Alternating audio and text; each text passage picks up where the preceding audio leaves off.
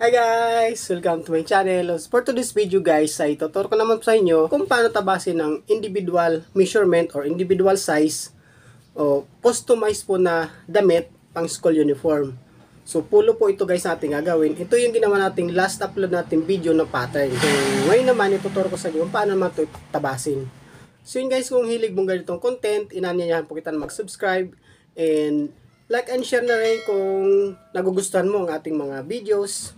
Thank you so much and ito na po yung ating videos.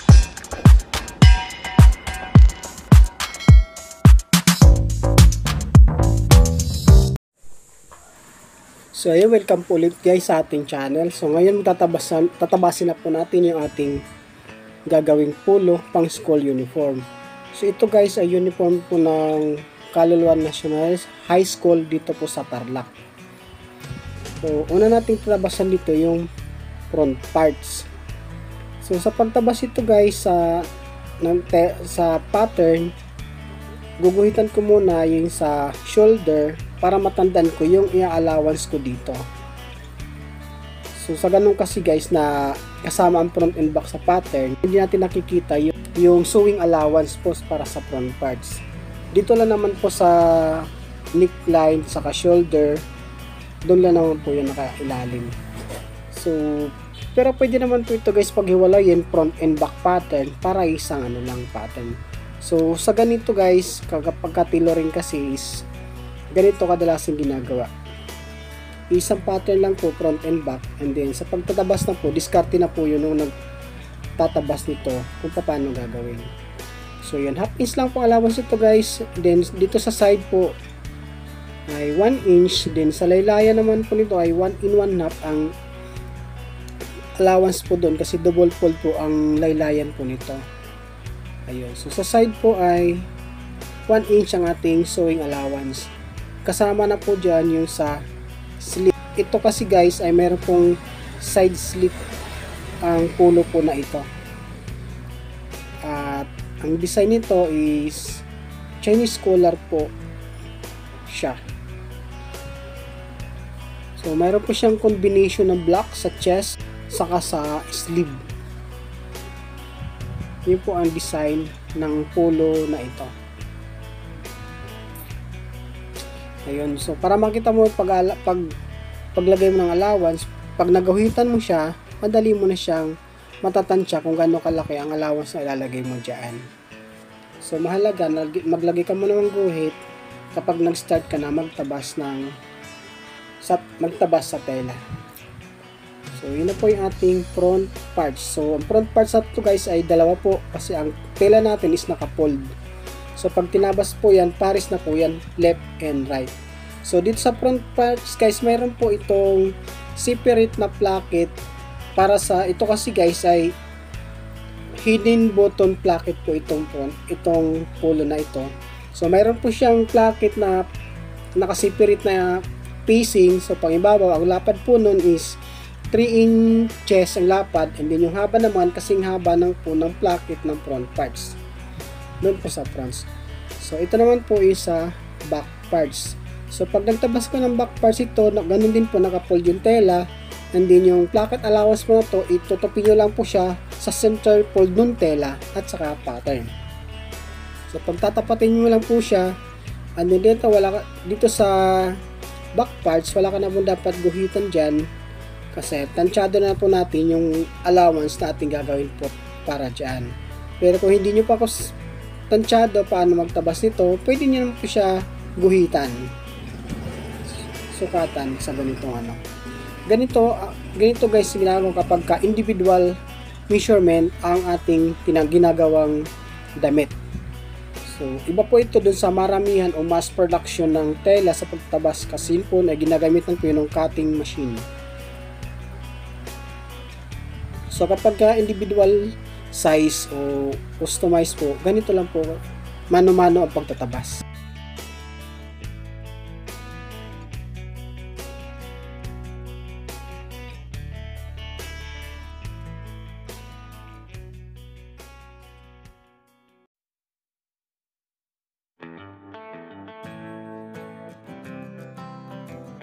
Buo po yung back nito nakafold yung tela. Ito na po yung ating back parts.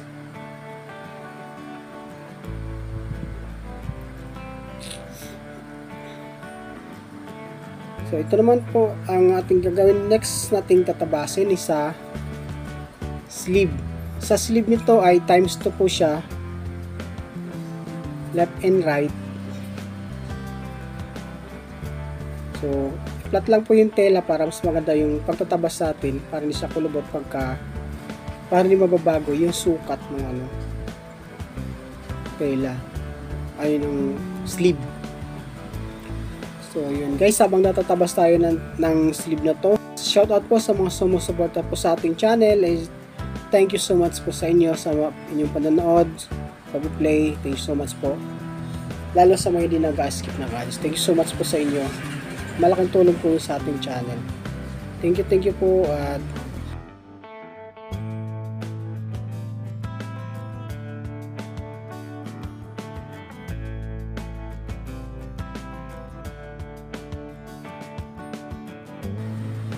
so ito na po ating sleeve, dalawa po siya. And then ito naman po yung pang combination dito sa pulo na ito. Nakalagay po ang pang combination nito ay sa chest part nung damit, and then sa sleeve meron po siyang combination na black.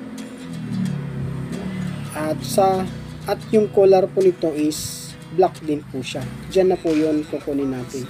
So hindi ko napapakita kung paano ito gagawin guys, kasi madali lang naman po yan. Diretso, half inch lang po yung lapad. And then yung haba kasing lapad ng tela. Ayan. So ito po ating pang collar combination. Ito naman po ngayon guys yung ating white na gagawin. Combination din po ito ng kulay blue. Ito naman po yung uniform ng Mayamot Antipolo High School. Pang senior high din po ito guys.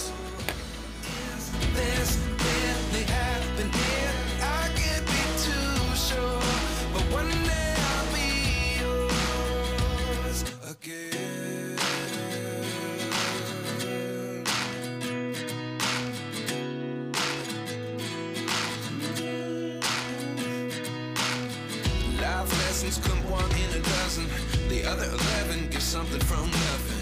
I sit here looking for an answer. Maybe the biggest question was in the last chapter. You gave me the soul I have today. Without you I never could have moved away. But now I see what you teach. I do believe I always should have stayed. Yeah. Is this really happening? I can't believe it's true. I'm just as surprised as you.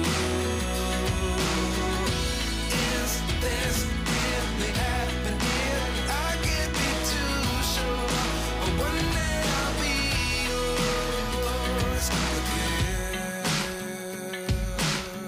One day I'll be So guys, front parts. Ito yung front parts.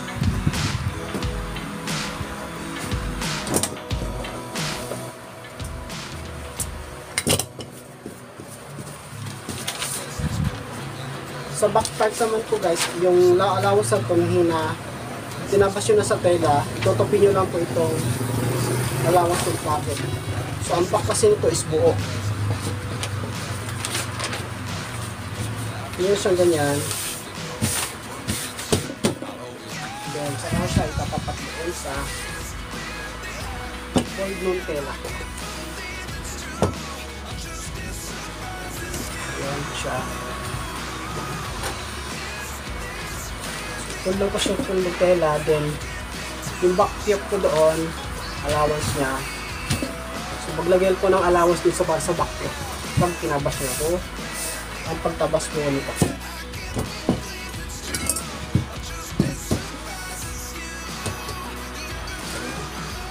As dito sa ilayan guys, diretso lang po sa back parts. So, ganun na po ang ating allowance dito. Ito lang po ay 1 inch.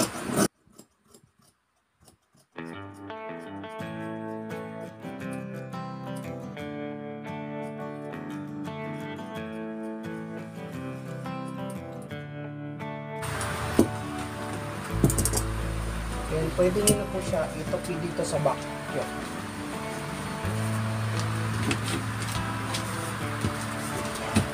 So, makikita nyo na po kung paano kayo mag-alawas dito.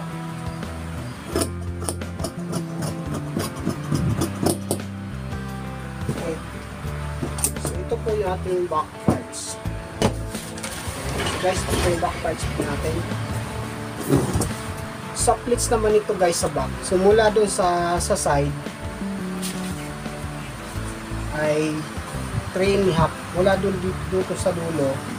So maglalagay ang 3.5 and then dito lalagay yung hold ng half inch ay ng 1 inch bleach sa likod. So iba kasi guys, kinukuha nila sinter dito. Pwede naman din po siya, depende sa inyo kung ano nyo gagawin. Ito kasi mas lapat kasi sa likod, and then sa iba naman po guys, ang bleach po ay nandito sa gitna sa ibang pulo. So yan po siya, ito ating back parts. So next na gawin natin sa sleeve. So ang sleeve po nito at saka back ay kulay blue. Ito po siya.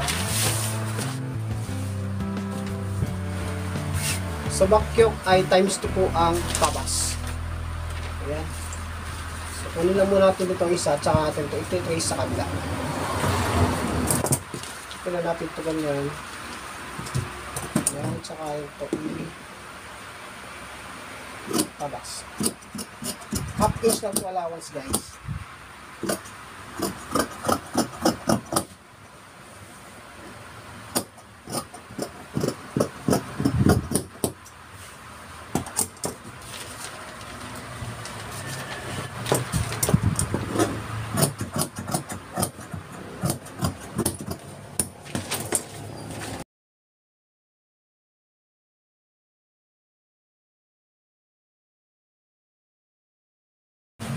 Dapat dalawa siya.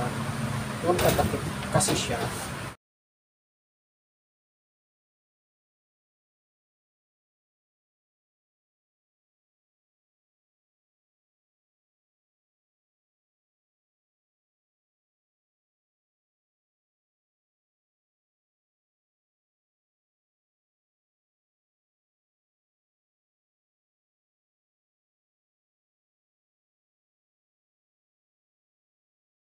Yung sleeve, babatang natin sa ganyan.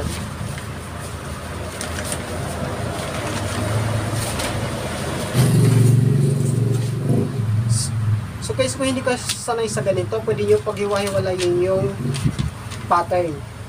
Itetrace yung lalang po yan dyan mula sa pattern, mula sa mga guhit na yan. Meron po akong video kung paano maghiwa-hiwalay yan. So gamit lang po kayo ng carbon paper or lapis, pwede naman po siya. Para mahiwa-hiwalay nyo po. Hindi kayo mahirapan kung saan mahirapan sa ganito. Kung hindi kayo sanay sa ganito.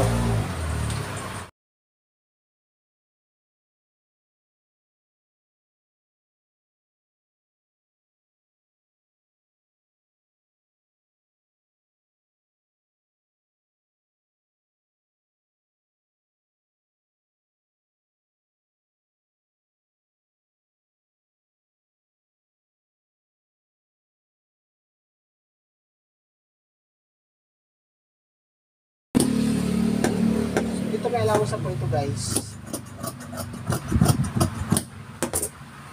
Yun. Ito yung ating sleeve.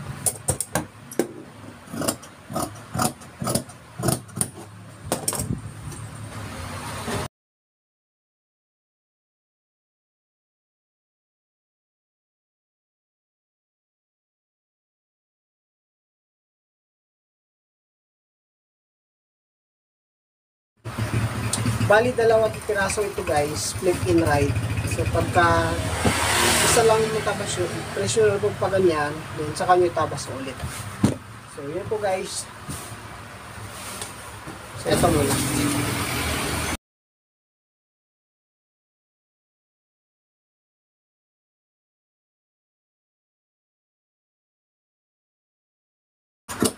So guys, meron po akong separate video nito kung paano gumawa ng kulang. Rubinized collar. Check nyo lang po sa aking mga videos.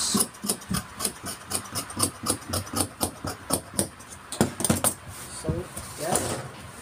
Ating collar. So, dito na tayo kumuha sa ritaso.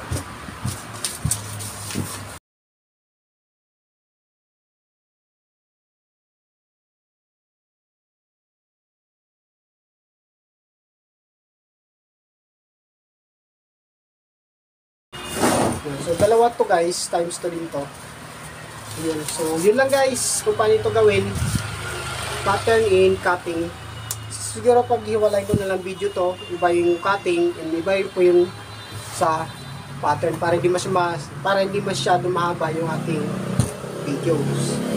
So guys, salamat po yung pag-support. Thank you so much po. See you next video. Bye bye.